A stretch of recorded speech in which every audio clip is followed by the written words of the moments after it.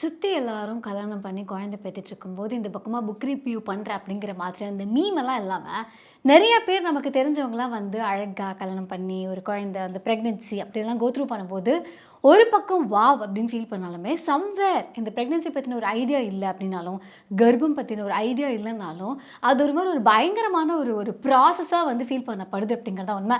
So அந்த காலத்தில் வந்து நிறைய குழந்தைங்களாம் பெற்றுக்கிட்டாங்க. அதெல்லாம் நம்ம ஏன் எப்படி எப்படிலாம் கேட்கறதுக்கு முன்னாடி இப்போ வந்து ஒரு ப்ரெக்னென்சி அப்படிங்கிறது பிளான்டாக ஒரு விஷயம் பண்ணுறோம். அப்போ வந்து குழந்தை வளர்ப்பே அப்படி தான் இருந்தது. பிறந்ததுக்கப்புறம் அந்த கடைசி குழந்தைய வளர்க்குறதே முதல் குழந்தையாக தான் இருக்கும் அப்படிங்கிறதுக்கு அந்த மாதிரியான ஒரு ஃபேமிலி செட்டப்லாம் தாண்டி இப்போதைக்கு வந்து நம்ம வந்து பெற்றுக்கிறதே ஒரு குழந்தையோ 2 குழந்தையோ அந்த குழந்தைய நம்ம ப்ராப்பராக வந்து பெற்றுக்கணும், நல்லா வளர்க்கணும் அப்படிங்கிற ஆசை எல்லாருக்குமே இருக்குது. ஸோ இந்த முதல்ல நம்ம ப்ரெக்னென்ட் ஆகலாமா, நமக்கு குழந்தை வேணுமா அப்படிங்கிற அந்த கேள்விகள்லாம் ஃபைனலைஸ் பண்ணுறது ஒரு பெரிய முடிவு. அதுக்கப்புறமா அந்த ப்ரெக்னென்சியை கோத்ரூ பண்ணுறது குழந்தை வளர்ப்பு அப்படிங்கிறது அடுத்த கட்ட முடிவு இல்லையா? ஸோ இந்த புக்கில் ப்ரிலீட் டு ப்ரெக்னென்சி அண்ட் பியாண்ட் இந்த புக் வந்து யாருக்காக அப்படின்னா, ஒரு வேளை நீங்கள் வந்து கல்யாணம் பண்ண போகிறீங்கன்னு முடிவெடுத்தாலும் சரி, இல்லை வந்து ப்ரெக்னென்ட் ஆக போகிறீங்கன்னு முடிவெடுத்தாலும் சரி, நீங்கள் ப்ரெக்னென்ட்டாக இருக்கீங்கனாலும் சரி, உங்களுக்கு இது ஒரு கைட் புக் மாதிரி இருக்கும். ஏன்னா ஜென்ரலாக இது ஒரு புதுவிதமான ஒரு கோர்ஸ் பண்ணுற மாதிரி வச்சுக்கோங்களேன். ஏன்னா என்னோடய ஃப்ரெண்ட்ஸ்லேயே வந்து ஒரு 2-3 பேர் அவங்க ப்ரெக்னென்ட்டாக இருக்கும்போது பேசிக்கும்போது அவங்க பேசுகிற லாங்குவேஜே வந்து நமக்கு ஒரு மாதிரி ஸ்பானிஷ் அண்ட் ஃப்ரெஞ்ச் மாதிரி இருக்கும். ஏன் இதெல்லாம் பேசுகிறாங்க, இது என்ன டேர்ம்ஸ், இதெல்லாம் புதுசாக எதுவும் கற்றுருக்காங்களே அப்படிங்கிற மாதிரி நமக்கு தோணும். ஆனால் ஜென்ரலி இதை வந்து ப்ரெக்னென்ட் ஆகும்போது நம்ம வந்து தெரிஞ்சுக்கிறத விட ப்ரெக்னென்ட் ஆகிறதுக்கு முன்னாடி இந்த விஷயங்கள்லாம் தெரிஞ்சுக்கிட்டா அங்கே போய் திடீர்னு ஷாக் ஆகவோ சர்ப்ரைஸ் ஆகவோ ஆக தேவையில்லை. ஸோ முன்னாடியே ப்ரெக்னென்சி எப்படி பிளான் பண்ணுறது, ஒரு பிளான்டு ப்ரெக்னென்சி நிறைய ஸ்ட்ரெஸ்ஸை வந்து தவிர்க்க முடியும், நிறைய ஆக்சிடென்ட்ஸை தவிர்க்க முடியும். அப்படிங்கிறதுனால ஒரு ப்ரெக்னென்சியை பிளான் பண்ணுவது எப்படி அப்படிங்கிறதுக்காக தான் இந்த புக்.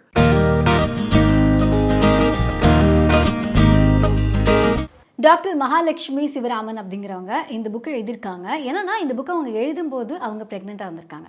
ஸோ ஒரு டாக்டராகவே இருந்தாலுமே அவங்க ப்ரெக்னென்சி கோத்ரூ பண்ணும்போது அவங்களுக்கு நிறைய டவுட்ஸ் எல்லாம் இருந்திருக்கும் இல்லையா? ஸோ இதை அட்ரஸ் பண்ணும் அப்படிங்கிறது மாதிரி தான் இது முதல்ல எழுதியிருக்காங்க. முதல்ல இந்த புக்காக பப்ளிஷ் பண்ணும் அப்படிங்கிற ஒரு ஆசை இல்லைனாலுமே இந்த கேள்விகள் ரொம்ப காமனான கேள்விகளாக இருக்கே அப்படின்னா, ஏன்னா எனக்கு ஞாபகம் இருக்குது, என்னோட அக்காவுடைய கைனகாலஜிஸ்ட் வந்து பயங்கரமாக இருப்பாங்க பார்க்குறதுக்கே. அவங்க வராங்கன்னா பிரின்சிபல் வர மாதிரி ஒரு ஃபீல் இருக்கும். ஒரு ப்ரெக்னென்சி ஒரு பியூட்டிஃபுல்லான ஃபீலிங். ஆனால் அந்த ஹாஸ்பிட்டல் கிட்ட போகும்போது ஏன் ஒரு மாதிரி திக் திக் திக் திக்னு இருக்குது, என்ன சொல்வாங்களோன்னு ஏன் ஒரு பயம் இருக்குது, என்ன அப்படி எக்ஸாம் எழுதிட்டோம், அவங்க என்ன மார்க் கொடுத்துட போகிறாங்க அப்படிங்கிற மாதிரி ஒரு ஒரு பயத்தோடு ஏன் நம்ம அதை அணுகிறோம் அப்படின்னா அது இன்னும் நமக்கு தெரியாத ஒரு விஷயமா இருக்குது அப்படிங்கிறது தான். ஏன்னா எனக்கு தெரிஞ்சு எனக்கு பீரியட்ஸே அப்படி தான் இருந்தது. ஏன்னா அதை பற்றின ஒரு ப்ராப்பரான ஒரு ஒரு எஜுகேஷன் இருக்குல்ல. நான் படித்த ஸ்கூலில் நான் கிளம்புனதுக்கு அப்புறம் தான் அதை எடுத்தாங்க. அடுத்து புது ஸ்கூலுக்கு போகிறேன், அங்கே ஆல்ரெடி எடுத்து முடிச்சிட்டாங்க. அதுவும் எப்படின்னா பீரியட்ஸை பற்றி சொல்லிக் கொடுக்க பொண்ணுங்களை மட்டும் கடத்தி கொண்டு போய் தான் சொல்லிக் கொடுப்பாங்க, பசங்கள் கடைசி வரைக்கும் சொல்ல மாட்டாங்க. அதுக்கப்புறம் ஒரு பொண்ணு பீரியட்ஸுங்கிறா அது நீ புரிஞ்சுக்க வக்கில்ல அப்படிங்கிற மாதிரி ஒரு கேள்வி கேட்டால் எப்படி புரிஞ்சுக்க முடியும்? அந்த பொண்ணுங்களுக்கே முதல்ல தெரியும் பீரியட்ஸ்னா என்னென்ன. ஸோ இதை பற்றி நம்ம ஆல்ரெடி ஒரு வீடியோ போட்டிருந்தோமா. இப்போ அடுத்தது அதான் ப்ரெக்னென்சி. வி ஆர் ப்ரெக்னென்ட் அப்படின்னு சொல்லி அந்த பார்ட்னரோடு சேர்ந்து 2 பேரும் அந்த அந்த ஸ்டேட்டஸ் போடும்போது பார்க்க சூப்பராக தான் இருக்குது. பட் 2 பேரும் சேர்ந்து ஒரு ப்ரெக்னென்சிக்கு ப்ரிப்பேர் ஆகுறாங்களா? இவங்க வந்து அது 3 விதமாக பிரிக்கிறாங்க. அதாவது ப்ரெக்னென்சிக்கு முன், டியூரிங் த ப்ரெக்னென்சி, ப்ரெக்னென்சிக்கு பின் அப்படின்னு சொல்லி 3 விஷயமாக பிரிக்கிறாங்க.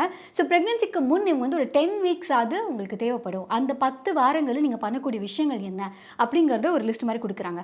அதாவது ப்ரெக்னென்ட் ஆனதுக்கப்புறம் பிஎம்ஐ செக் பண்ணுறது, அண்டர் வெயிட்டா ஓவர் வெயிட்டான்னு அப்போ வந்து ஃபீல் பண்ணி அதுக்கு எடுத்ததுக்கப்புறமா வந்து அதுக்காக ஒர்க் அவுட் பண்ணுறதுன்னு அப்போ அந்த சேஞ்சஸ் பண்ணுறது ரொம்ப கஷ்டம். ஏன்னா ஆல்ரெடி பாடியில் ஏகப்பட்ட ஹார்மோனல் சேஞ்சஸ் பண்ணி நம்ம தானா அப்படின்னு ரியலைஸ் பண்ண முடியாத அளவுக்கு நிறைய சேஞ்சஸ் பாடிக்குள்ளே நடந்துக்கிட்டே இருக்கும்.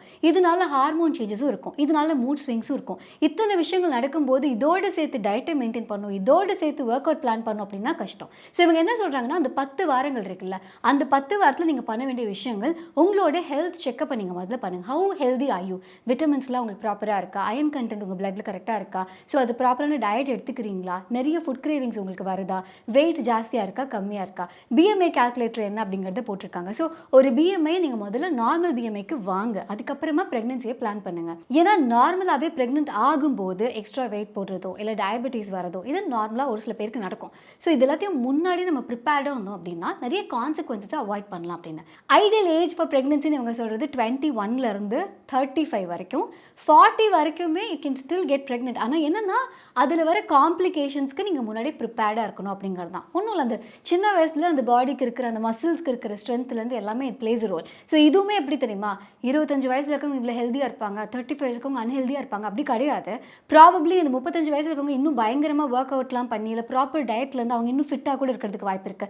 வெரஸ் 25லே வந்து பயங்கர ஒபீஸா இருக்கிறதுக்கு வாய்ப்பு இருக்கு. ஸோ உங்களோட health condition is very very important.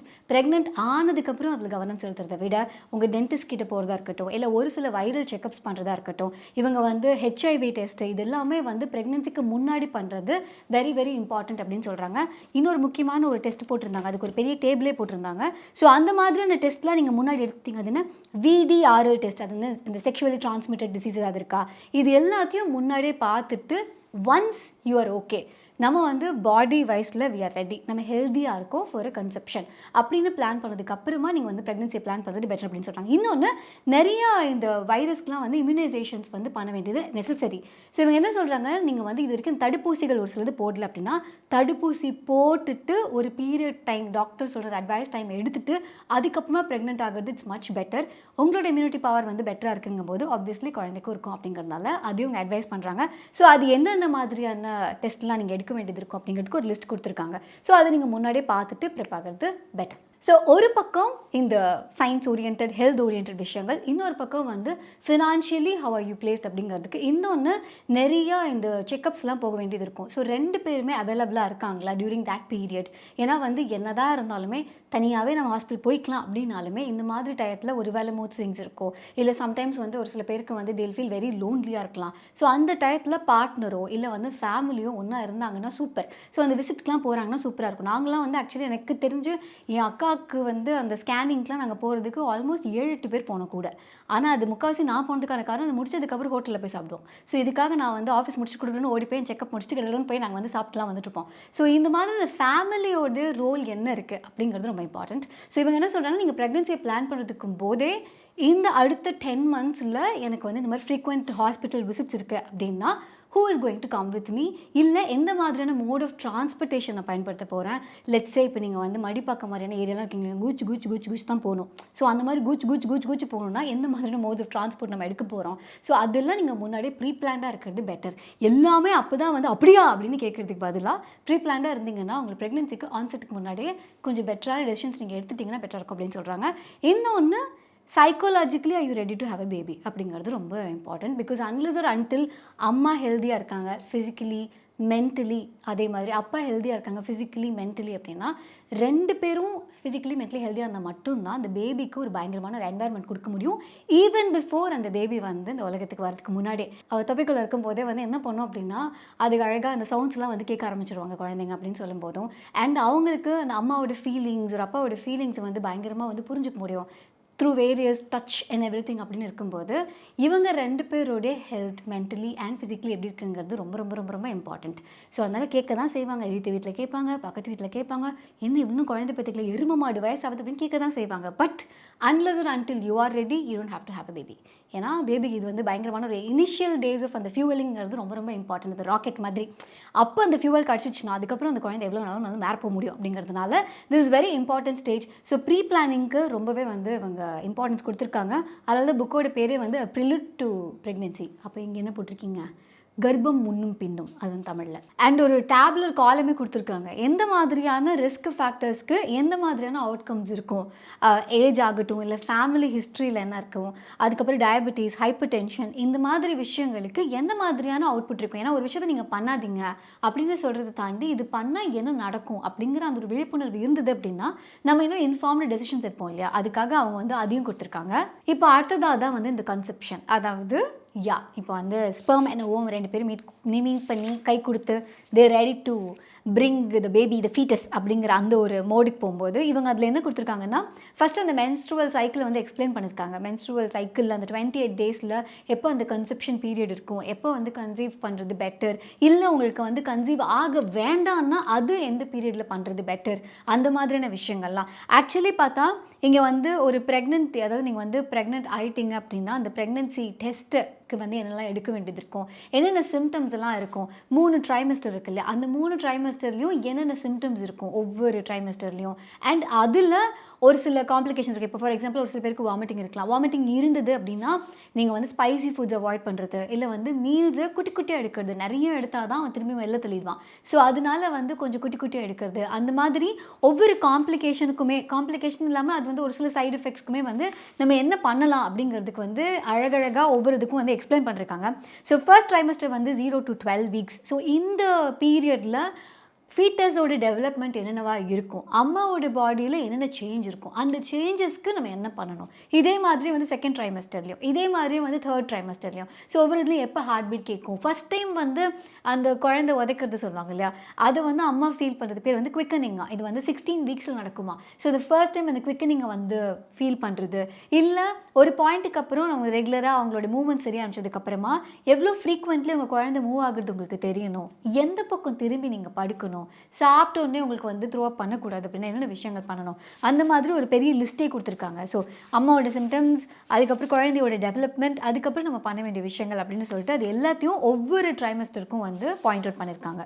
ஜென்ரலாக ப்ரெக்னன்சி பீரியடில் இருக்கும் வரக்கூடிய விஷயங்கள் மூட் ஸ்விங்ஸு, இல்லைனா கான்ஸ்டிபேஷன், இல்லைனா வந்து ஃப்ரீக்வெண்ட்டாக யூரின் போகிறது, ஏன்னா பிளாடர் கொஞ்சம் சின்னதாகிறதுனால அது ஒரு விஷயம். அதுக்கப்புறம் வந்து வாமிட்டிங், மார்னிங் சிக்னஸ்ன்னு சொல்கிறது, அதுக்கப்புறம் வந்து கம்ஸ்லேருந்து ப்ளீட் ஆகிறது, ஏன் ஆகுது, ஸோ அதுக்கு நீங்கள் என்ன பண்ணலாம். ஸோ அதுக்கு வந்து விட்டமின் சி நீங்கள் எடுத்துக்கலாம். இல்லைனா வந்து ஃப்ரூட்ஸ், இந்த ஸ்ட்ராபெரிஸு, ப்ராக்கலி, காலிஃப்ளவர், கிவி, குவாவா இதெல்லாம் வந்து நீங்கள் சாப்பிடலாம்.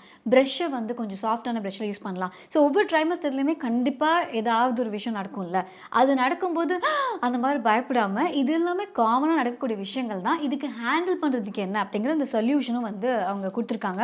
ஒவ்வொன்றுக்கும் பிரெஸ்ட்டு டெண்டர்னஸாக இருக்கட்டும், அந்த கம்முக்கு வந்து இதான் சொல்லியிருந்தாங்க. என்னென்னா அந்த கம்மில் பெயின் வருது, இல்லை வந்து வீக்கம் இருக்குது அப்படின்னா அதுக்கு வந்து இந்த சுகரி ட்ரிங்க்ஸ் எல்லாம் கொஞ்சம் அவாய்ட் பண்ணுறது பெட்டர் அப்படின்னு, டெய்லியும் வந்து அந்த உப்பு வெண்ணி போட்டு காகல் பண்ணுறது, அந்த மாதிரி நீங்கள் பண்ணிங்கன்னா அதெல்லாம் கொஞ்சம் இது பண்ணலாம். இது நம்ம தாத்தா பாட்டி எல்லாமே சொல்லுவாங்க தான், எஸ்பெஷலி பாட்டிங்கெல்லாம் சொல்லுவாங்க தான். But sometimes it is better நம்ம ஏன் அது சொல்கிறாங்கன்னு தெரிஞ்சுக்கிறது ரொம்ப பெட்டர். இன்னொன்று கால் வீக்கம் நிறைய பேருக்கு இருக்கும். அதுக்கு வந்து நீங்கள் சால்ட் எடுத்துக்கிறது கொஞ்சம் கம்மி பண்ணணும். அதுக்கப்புறம் வந்து நீங்கள் எங்கே உட்காடுறீங்க அப்படின்னாலுமே காலை கொஞ்சம் தூக்குனாப்பில் கால் நீட்டி உட்கார்ற மாதிரி, நீங்கள் மேலே உட்காந்தாலும் காலை தொங்க போடாமல் மேலே வைக்கிறது, இந்த மாதிரி குட்டி குட்டி விஷயங்கள். ஸ்ட்ரெச் மார்க்ஸ் வரும். ஸோ ஸ்ட்ரெச் மார்க்ஸ் நீங்கள் வராமல் இருக்கணும் அப்படின்னா நிறைய ஹைட்ரேஷன் தேவைப்படுது. அதுக்கப்புறம் அந்த இடத்துல ஸ்ட்ரெச் ஆகிற இடத்துல நிறைய ஆயில்ஸ் அப்ளை பண்ணால், அப்புறம் வந்து பிரெஸ்ட்டுக்கு மசாஜ் பண்ணால், இந்த மாதிரி நிறைய விஷயங்கள். எனக்கு தெரிஞ்ச பிரெஸ்ட் மசாஜ் வந்து ஃபீடிங் அப்போ சொல்லியிருந்தாங்க. ஸோ அந்த மாதிரி டயத்துக்கு ஒவ்வொரு விஷயத்துக்கும் என்ன பண்ணணும் அப்படிங்கிறத வந்து எழுதியிருக்காங்க. எஸ்பெஷலி இப்போ வந்து நீங்கள் ட்ரைவ் போகிறீங்க, இல்லை வந்து எங்கேயாவது லாங் டிஸ்டன்ஸ் நீங்கள் ட்ராவல் பண்ணுறீங்க அப்படின்னா சீட் பெல்ட் எப்படி போடணும், அந்த வயிறுக்கு மேலே பெல்ட் இருக்கக்கூடாது, வேற வயிறுக்கு கீழே தான் அந்த பெல்ட் இருக்கணும், இந்த மாதிரியான விஷயங்களும் சொல்லியிருக்காங்க. அண்ட் உங்களுக்கு ஃபைனல் ஸ்டேஜஸ் ஆஃப் ப்ரெக்னன்சிஸில் எந்தெந்த மாதிரியான சிம்டம்ஸ் வந்தால் you should go to the doctor immediately. இது ரொம்ப முக்கியம். ஏன்னா வந்து இப்போ என்னென்னா, ஒன்று ப்ரெக்னெண்ட்டாக இருக்கவங்களுக்கு அந்த நாலேஜ் இருக்கணும். ப்ரெக்னன்சி டைமில் அந்த வீட்டில் யார் யாரெல்லாம் இருக்காங்களோ அவங்களுக்கும் அந்த ஒரு இன்ஃபார்ம் டெசிஷன் எடுக்கக்கூடிய அளவுக்கு அவங்களுக்கு ஒரு விஷயம் தெரியணும். ஏன்னா எனக்கு வந்து என் அக்கா ப்ரெக்னெண்ட் இருக்கும்போது திடீர்னு நான் காலையில் எதுக்கோ நான் மேலே போகிறேன், என் அக்கா வந்து குடை உடஞ்சதுன்னு சொல்லிவிடு அப்படின்னு சொன்னான். நான் பொறுமையாக கீழே வந்து எங்கள் அம்மாட்டம்மா ஏதோ குடை உடஞ்சிருச்சான் அப்படின்னு நான் சொல்கிறேன். எங்கள் அம்மா வந்து என்னது குடை உடஞ்சிச்சா, எங்கள் பாட்டி என்னது குடை உடஞ்சி, வீடே ஒரு மாதிரி குடை உடஞ்சதுக்கு எதுக்கு இந்த குடும்பமே குதுவலிக்குது அப்படிங்கிற மாதிரி நான் யோசித்தேன். அப்புறம் பார்த்தா எஸ், அந்த கடைசியில் வந்து அம்னியாட்டிக் ஃப்ளூயிட், அது எனக்கு எக்ஸாக்ட்லி தெரியல, அதோட டேர்ம் இதில் தான் இருக்குது. அந்த ஃப்ளூயிட் வந்து உடஞ்சி வெளியில் வர ஆரம்பிச்சு, அதுதான் நம்ம பேபி ஃபீட்டஸ் வந்து இருக்கும். ஸோ அந்த ஃப்ளூயிட் வந்து வெளியில் வர ஆரம்பிச்சிச்சு அப்படின்னா இட்ஸ் டைம் ஃபார் ப்ரெக்னன்சி. இந்த மாதிரி எந்தெந்த காரணத்துக்குலாம் டக்குனு நீங்கள் ஹாஸ்பிட்டல் போக வேண்டியது இருக்கும், அந்த மாதிரி இதாக இருந்தால், இல்லை ஏதாவது ப்ளீடிங் வர ஆரம்பிச்சா, இந்த மாதிரி நிறைய காரணங்கள் கொடுத்துருக்காங்க. ஸோ இதெல்லாம் நடந்தால் நீங்கள் கண்டிப்பாக உடனே ஹாஸ்பிட்டல் போகணும் அப்படின்னு சொல்லிட்டு. இது ஆனால் அந்த ப்ரெக்னெண்ட்டாக இருக்கவங்களுக்கு மட்டும் இல்லை, அந்த வீட்டில் இருக்கவங்களுக்கும் தெரியணும். சரி யோசிச்சு பாருங்கள், எங்கள் அம்மாவும் இல்லை பாட்டியும் இல்லை, எங்கள் அக்கா இதை சொல்கிறாங்கன்னா ஓ குடை உடஞ்சிச்சு அப்படின்னு நானும் ஒரு ஓரமாக தான் உட்காந்துருப்பேன். ஸோ வீட்டில் இருக்கவங்களுக்கு அந்த ஒரு என்ன சொல்கிறது, அதை பற்றி ஒரு விழிப்புணர்வு கொடுத்துட்டாங்க அப்படின்னா ப்ரெக்னன்சி டைமில் நம்ம டக்குனு ஒரு எமர்ஜென்சி அப்படின்னா நம்மளும் அந்த முடிவுகள் எடுக்க முடியும். டக்குனு நம்ம டாக்டர்கிட்ட போகணும் அப்படிங்கிற அந்த ஒரு தாட்டாவது இருக்கும். இது எல்லாத்தையுமே தாண்டி ஒரு ப்ரெக்னன்சி நார்மல் டெலிவரியில் போய் முடியணும் அப்படின்னா அதுக்கு எந்த மாதிரியான எக்ஸசைஸ்லாம் பண்ணலாம், அப்போனா நீங்கள் மசில் கொஞ்சம் ரிலாக்ஸ் ஆகும், அந்த மாதிரி விஷயங்கள். ப்ளஸ் இது எல்லாத்தையும் நம்ம பிளான் பண்ணி பண்ணாலுமே ஒரு சில காரணங்கள்னால நம்மளால் நார்மல் டெலிவரி பண்ண முடியாமல் சி செக்ஷனுக்கு போகலாம். ஸோ அந்த மாதிரி சி செக்ஷனுக்கு போகிறதுக்கான காரணங்கள் என்னவா இருக்கும் அப்படிங்கிற மாதிரி லிஸ்ட் அவுட். அண்ட் அந்த டெலிவரியிலே வந்து நிறைய ஸ்டேஜஸ் இருக்குது. ஃபர்ஸ்ட் ஸ்டேஜ் வந்து அந்த சர்விக்ஸ் லைட்டாக ஓப்பன் ஆகிறது, கொஞ்சம் கொஞ்சமாக ஓப்பன் ஆகிறது. அதுக்கப்புறம் வந்து செகண்ட் ஸ்டேஜ் வந்து அவங்க புஷ் பண்ணுறது. அதுக்கப்புறம் வந்து தேர்ட் ஸ்டேஜ் வந்து அந்த பிளசண்டா, அதாவது அந்த கர்ப்பப்பை வந்து அப்படியே குழந்தையோடு சேர்ந்து வெளியில் வர்றது, பிளசண்டாவோட வந்து வெளியில் வர்றது. அதுக்கப்புறம் வந்து ஃபோர்த் ஸ்டேஜ் தான் வந்து நம்ம குழந்தை வெளியில் வர்றது. இந்த மாதிரி அந்த ஒவ்வொரு ஸ்டேஜில் என்ன நடக்கும் அப்போ அந்த மாதிரியான விஷயங்கள் சொல்லியிருக்காங்க. இதுவும் தாண்டி இப்போ இதெல்லாம் வந்து ப்ராப்பரான ஒரு ப்ரெக்னென்சி. இது ஒரு சில பேர் வந்து ப்ரீ டேர்மா, அதாவது இந்த ஃபுல் ப்ரெக்னென்சி கோ த்ரூ பண்ணாமல் ஒரு சில நேரங்களில் குழந்தைங்கள வந்து சீக்கிரமாகவே வெளியில் எடுக்க வேண்டியது வரலாம். அந்த மாதிரி ப்ரீ டேர்ம் ப்ரெக்னென்சியில் வந்ததுக்கு அப்புறமா அந்த குழந்தைக்கு எந்த மாதிரியான ஒரு சப்போர்ட் இருக்கும், அப்போ அவங்க இந்த இன்ஜெக்ஷன் சொல்கிறாங்க இல்லை இந்த டெஸ்ட் சொல்கிறாங்க அப்படின்னா அந்த டெஸ்ட் பற்றின நாலேஜும் உங்களுக்கு வந்து ப்ரையராக இருக்கிறதுக்கான விஷயங்களும் இந்த புக்கில் இருக்குது. அண்ட் அந்த ஃபைனலி வந்து அந்த குழந்தைங்களோட பொசிஷன்ஸ் எந்த மாதிரிலாம் இருக்கும், ஃபீட்டஸோட பொசிஷன் வயிற்றில் எப்படி இருக்கும், ஸோ அதுக்கு எந்த மாதிரியான டெலிவரி வந்து அப்ராப்ரியேட்டாக இருக்கும், இதுக்கு எந்த மாதிரியான எக்ஸ்டர்னல் சப்போர்ட் அவங்க யூஸ் பண்ணுவாங்க. இன்னொன்று இவங்க சொல்லியிருப்பாங்க, உங்கள் பர்த் பார்ட்னரை நீங்கள் வந்து சூஸ் பண்ணுங்க அப்படின்னு சொல்லியிருப்பாங்க. பர்த் பார்ட்னர்னா உங்களோட ஹஸ்பண்டாக இருக்கலாம், இல்லை வந்து உங்களுடைய ஸ்பவுஸ் லைக் எனி அதர் பார்ட்னராக இருக்கலாம். ஏன்னா வந்து இது ஃபீமேலாக இருந்தாலும் சரி இல்லையா, ஸோ அந்த மாதிரி பார்ட்னராக இருக்கலாம், இல்லை வந்து கிராண்ட் பேரண்ட்ஸாக இருக்கலாம், உங்களோட இன்லாஸாக இருக்கலாம். யார் உங்களுக்கு மாரல் சப்போர்ட்டாகவும் இருப்பாங்க, ப்ளஸ் டாக்டர் சொல்கிறதெல்லாம் கொஞ்சம் கேட்டு கோஆர்டினேட் பண்ணுவாங்க. ஏன்னா ஃபார் எக்ஸாம்பிள் ஒரு சில பேர்லாம் இருப்பாங்க நமக்கு ஸ்வீட்டாக தான் இருப்பாங்க, ஆனால் டாக்டர் சொன்னால் எய்த்து பேசுவாங்க அப்படின்னா அங்கே ப்ராப்பர் கோஆர்டினேஷன் இல்லை அப்படின்னா ஒரு ஸ்மூத்தான ஒரு ப்ரெக்னென்சி இருக்காது இல்லையா. ஸோ அதனால சூஸ் யுவர் பர்த் பார்ட்னர் அப்படின்னு சொல்கிறாங்க. ஸோ இது வந்து அந்த ப்ரெக்னென்சி கோ த்ரூ பண்ணுறவங்களுக்கு மட்டும் இல்லை, ஒரு கிராண்ட் பேரண்ட்டோட ரோல் என்னவா இருக்கணும் இந்த ப்ரெக்னென்சியில், ஒரு ஹஸ்பண்ட் என்னெல்லாம் பண்ணலாம். கண்டிப்பாக கரெக்டு தான்மா, நீ சொல்கிற மாதிரி என்னால் குழந்தைய வந்து 9 மாதம் சுமக்க முடியாது, பட் நான் உனக்கு என்ன பண்ணணும்னு சொல்லு. அந்த மாதிரியான ஒரு கேள்விகள் இருக்குது உங்களுக்கு. நீங்கள் என்ன சப்போர்ட் பண்ணால், ஒவ்வொரு ட்ரைமஸ்டரையும் நீங்கள் என்ன சப்போர்ட் பண்ணால் உங்கள் ஒய்ஃப் அண்ட் உங்களுடைய ஃபியூச்சர் பேபிக்கு வந்து ஹெல்ப்ஃபுல்லாக இருக்கும் அப்படிங்கிறது எல்லாத்தையும் வந்து அதில் வந்து லிஸ்ட் அவுட் பண்ணியிருக்காங்க.